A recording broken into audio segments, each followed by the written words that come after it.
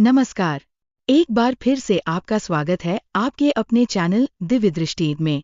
आप सभी को सकट चौथ की हार्दिक शुभकामनाएं।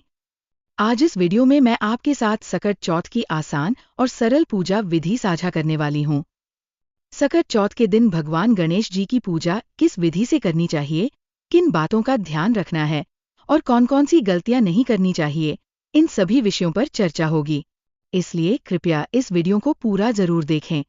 जैसा कि आप जानते हैं, किसी भी पूजा का शुभारंभ गणेश भगवान की पूजा से ही होता है, लेकिन सकट चौथ का दिन विशेष रूप से गणेश जी को समर्पित है।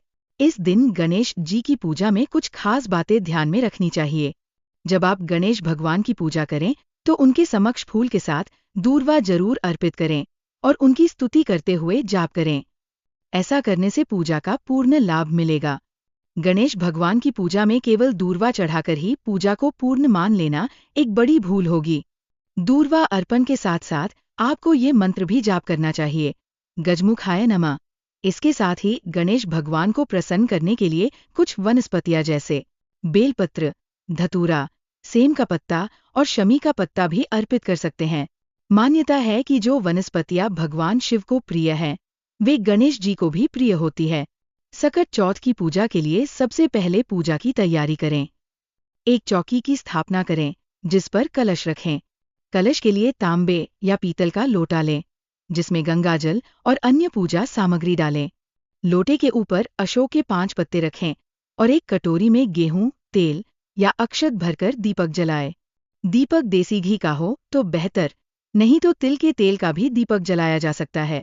पूजा में दीपक प्रज्वलित करने के बाद कलश और भगवान गणेश जी की प्रतिमा स्थापित करें। भगवान गणेश के साथ उनके पूरे परिवार जैसे माँ गौरा, भगवान शिव और कार्तिकेय जी की प्रतिमाएं भी स्थापित करें।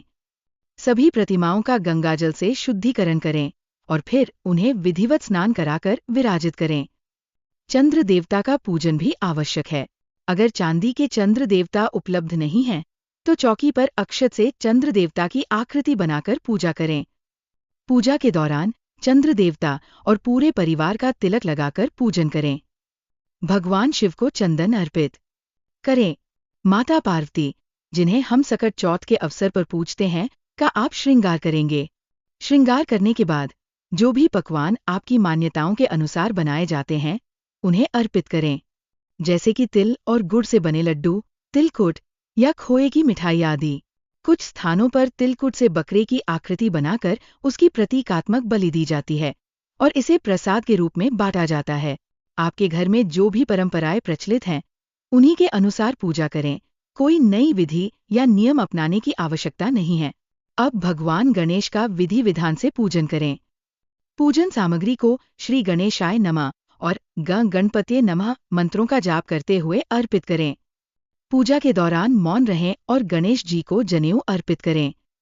पूरे परिवार को भी फूल माला आदि अर्पित करें। आज के दिन काले और सफेद तिल के लड्डू बनाए जाते हैं। जो भी भोग सामग्री आपने बनाई है, उसे मंदिर में रखकर भगवान गणेश से अपनी पूजा स्वीकार करने का आग्रह करें। पूजा के दौरान मंत्रों का जाप करें और व्रत की कथा सुनें। तिलों का भोग भगवान को अर्पित करें और तिल का दान भी करें। इसके अलावा मौसमी वस्त्र, फल, सब्जियां और दान सामग्री भी मंदिर में रखें। चंद्र देवता की आकृति को धूप दीप दिखाएं और सहज धर्मसेना मां मंत्र का जाप करें। सकट चौथ के दिन बायना निकालने की परंपरा है। बायना में श्रृंगार की सामग्री, वस्त्र, दक्षिणा, फल, मिठाई, तिल के लड्डू या तिलकुट अर्पित करें। तिल से बने व्यंजन जैसे खीर भी बना सकते हैं। बायना की सामग्री को माथे से स्पर्श कराकर सासुमां, जेठानी या अन्य सुहागिन महिलाओं को भेंट स्वरूप दें। तिलकुट के अलावा सकट चौथ पर भगवान गणेश को मोदक, दूर का पान, सुपारी, हरी इलायची का भोग भी अर्पित करना चाहिए। पूजा के अंत में अग्नि देवता को तिल अर्पित करने का विशेष महत्व है। अग्नि देवता के माध्यम से हमारे इष्ट देवी देवता तक हमारी प्रार्थनाएं और भोग पहुंचते हैं। आप काले और सफेद तिलों को एक पात्र में रखें और उसमें थोड़ी हवन सामग्री डालें। फिर एक मिट्टी का बड़ा सा दीपक या हवन पात्र लें। उसमें आम की लकड़ी या गाय के गोबर के उपले सुलगाकर रखें।